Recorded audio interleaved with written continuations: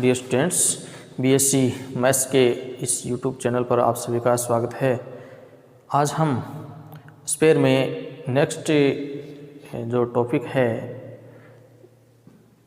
कल जो हमने पढ़ा था स्पेयर के जो समतल था वो स्पेयर को प्रतिच्छेद करता है, या दो गोले से जाने वाला या एक गोला है उससे और एक समतल से जाने वाला गोले का समीकरण ज्ञात करना सीखा था। आज उसी से रिलेटेड हम दो और इम्पोर्टेंट एग्जाम्पल हल करते हैं। तो देखिए, ये दो क्वेश्चन हैं जो इम्पोर्टेंट क्वेश्चन हैं, ज़्यादातर एग्ज़ाम में आते हैं, स्पेयर के हैं। उनको आज हम देखते हैं, हल करते हैं। पहला एग्जाम्पल है, पहला क्वेश्चन है, गोले का समीकरण ज्ञात करना है जिसका जो वृत्त है वो एक तो इस पर और इस दोनों से जाने वाला एक बृहद वृत्त हो, उस गोले का समीकरण हमें ज्ञात करना है। तो अपने पास देखो, एक तो वृत्त जो दिया हुआ है वो x² + y² + z² + 10y - 4z - 8 = 0।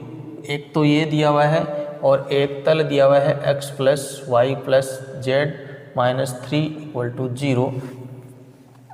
अब ये गोला और ये समतल, इन दोनों से जाने वाला हमें एक ऐसा गोला ज्ञात करना है जो इसको एक बृहद वृत्त में काटे। ठीक है, यानी ये समतल है, इसको बृहद वृत्त में काटना चाहिए, ग्रेट सर्किल में काटना चाहिए।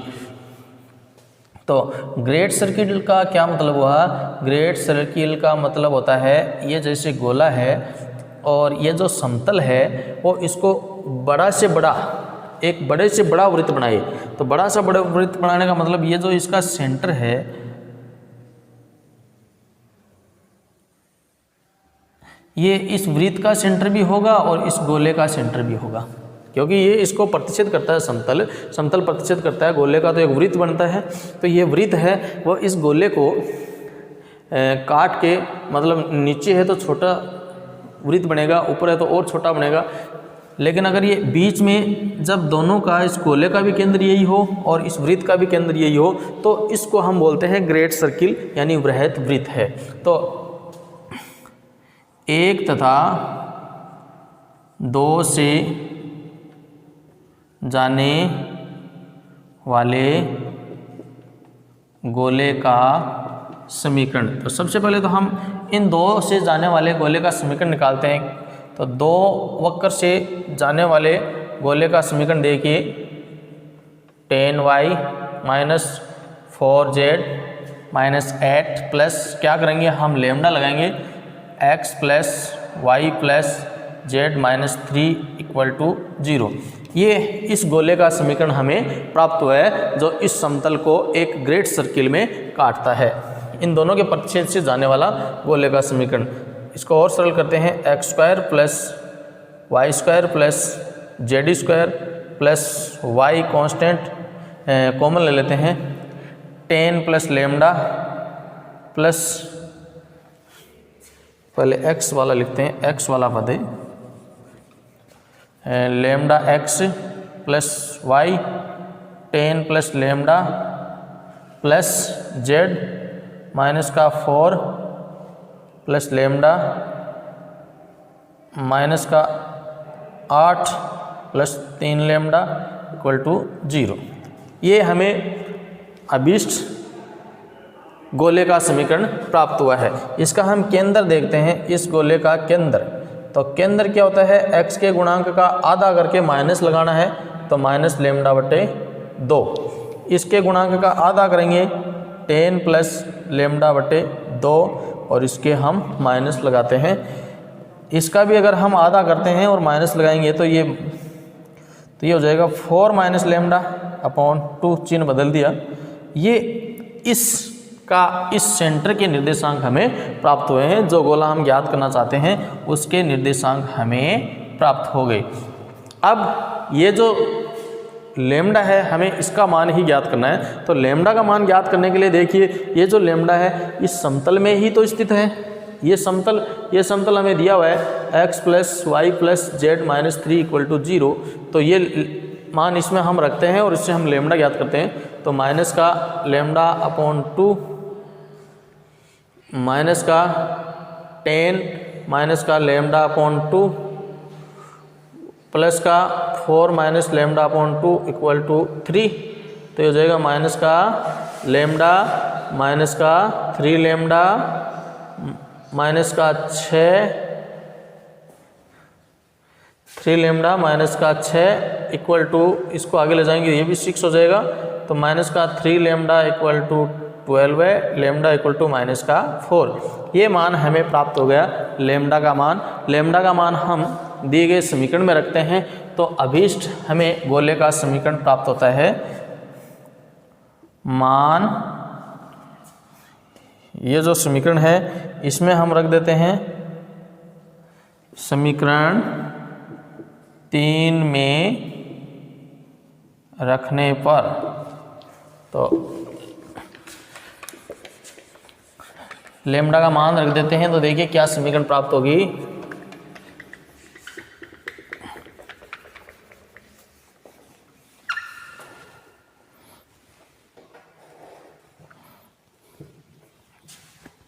X square plus Y square plus Z square minus का 4x प्लस का y 10 माइनस 4 प्लस का z माइनस 4 माइनस का 4 माइनस का 8 माइनस का यहाँ 4 करेंगे माइनस का, तो माइनस का 12 है इक्वल टू 0। तो ये समीकरण प्राप्त हुई x square Y square Z square minus 4x plus का 6y माइनस का 8z और प्लस का 4 इक्वल टू 0। ये हमें अभीष्ट जो गोला है उसका समीकरण प्राप्त हुआ जो इन दोनों के परिचय से गुजरता है और इसको एक ग्रेट सर्किल में काटता है। ठीक है, नेक्स्ट और देखिए अगला क्वेश्चन और करते हैं। दोनों ही इम्पोर्टेंट है। फर्स्ट वाला जो क्वेश्चन है वो JNU में देखिए 2010 में भी आया हुआ है, 12 में भी आया हुआ है।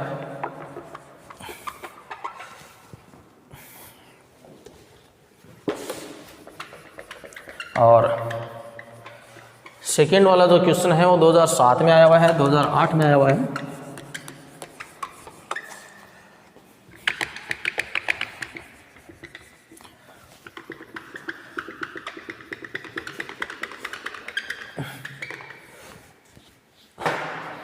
तो दूसरा क्वेश्चन देखो,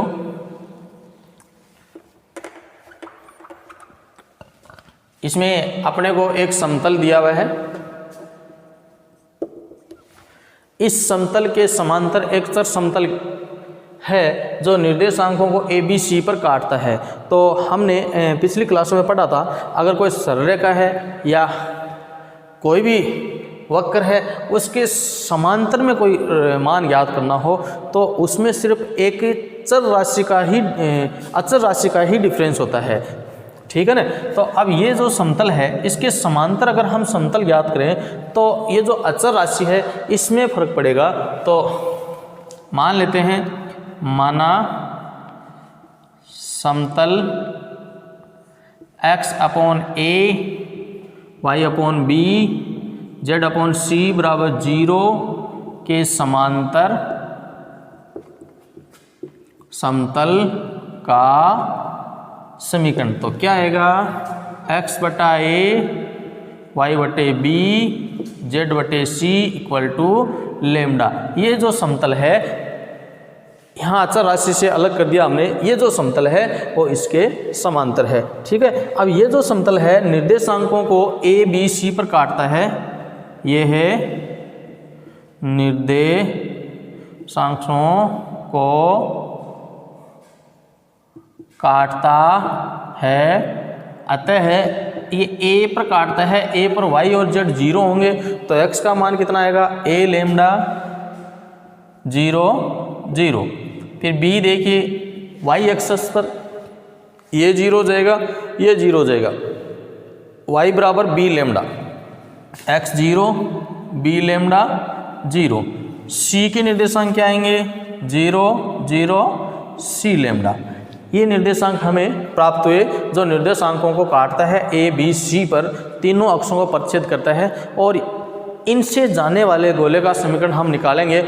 तो इन ए बी सी और ओ मूल बिंदु से भी गुजरेगा, ठीक है। तो इनसे जाने वाले गोले का समीकरण निकालते हैं। अब गोले का समीकरण क्या होता है, गोले का समीकरण x square plus Y square plus Z square plus 2ux 2vy 2wz plus d equal to 0। ये गोले का समीकरण हमने माना है, ये है 0 0 0 से भी गुजरता है, 0 0 0 से गुजरता है, इसलिए d बराबर 0 आएगा। इसमें सब में x y z 0 करेंगे तो यहाँ हमें d का मान 0 प्राप्त होगा, ठीक है। तो गोले का समीकरण क्या प्राप्त हुआ, x square plus Y square plus Z square plus 2ux 2vy plus 2wz equal to 0।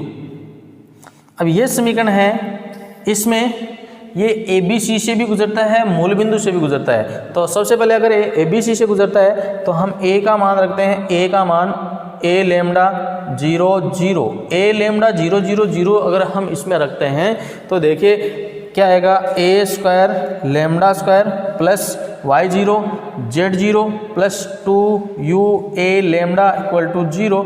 इससे u बराबर हमें क्या प्राप्त होगा, u का मान देखिए, इससे हमें प्राप्त होगा माइनस का a लेमडा अपॉन 2। यहाँ u का मान माइनस का a लेमडा अपॉन 2 रखेंगे, 2 से 2 कैंसिल, माइनस का a लेमडा आ जाएगा। इसी प्रकार बताइए v का मान कितना आएगा, माइनस का b लेमडा अपॉन 2 हो जाएगा और w का मान माइनस का c लेमडा अपॉन 2। पिछले क्वेश्चन में हमने ऐसा एक क्वेश्चन किया भी था जिसमें हमने तीनों निर्देशांकों से जाने वाले सर्किल का मान ज्ञात किया था, गोले का समीकरण। अतः